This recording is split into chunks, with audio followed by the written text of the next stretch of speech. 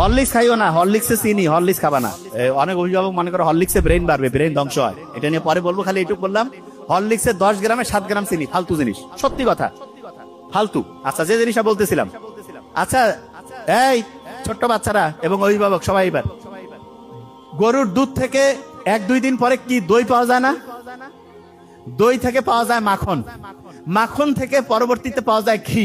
বলতো গরুর দুধের দাম বেশি না দইয়ের দাম বেশি? দইয়ের দাম বেশি না মাখনের দাম বেশি?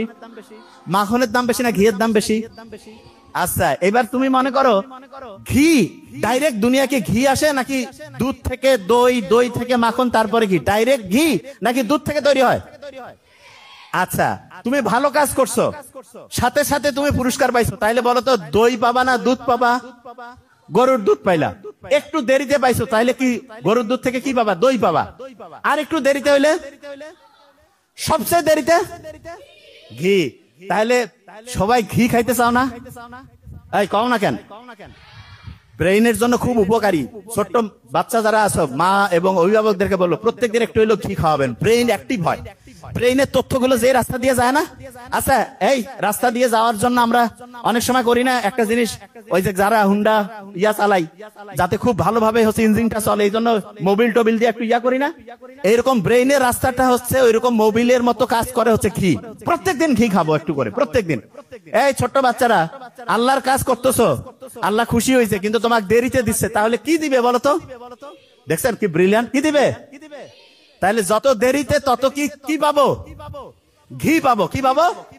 ঘি। আচ্ছা, ভালো কাজ করার পরে, এই ভালো কাজ করার পরে যদি দেরিতে পাই, তাহলে ভালো জিনিস পাবো না কম ভালো জিনিস পাবো? আচ্ছা, এবার শুনো, তুমি একটা খারাপ কিছু করতেছো, তোমার সাথে সাথে পানিশমেন্ট দিছে, শাস্তি দিছে, তাইলে একরকম। যদি অনেক দেরিতে পানিশমেন্ট দেয়, তাইলে ভালো না খারাপ? খারাপ। তাইলে একটা খারাপ কাজ করতেছো, ওই সময় আল্লাহ ধরে নাই, তাইলে দেরিতে ধরবে কি ধরবে না? ধরবে। তবে আল্লাহ সুযোগ দেয়, যদি তুমি ভুল করার পরে, ভুল করছো, ভুল করার পরে যদি আল্লাহকে বলো যে এটা ভুল হয়েছে, আচ্ছা ভুল করছো একটা, সেটা থেকে যদি আবার ফিরে আসো, মনে করো, শোনো, তুমি তোমার আব্বা আম্মাকে একটা মিথ্যা বলছো, তারপরে কিছুক্ষণ পরে এসে যদি বলো যে আব্বা এটা ভুল করছি, আব্বা আম্মা হেসে ফেলে না? তারপরে তোমার একটা চকলেট, একটা কিছু খাবার দেয় না?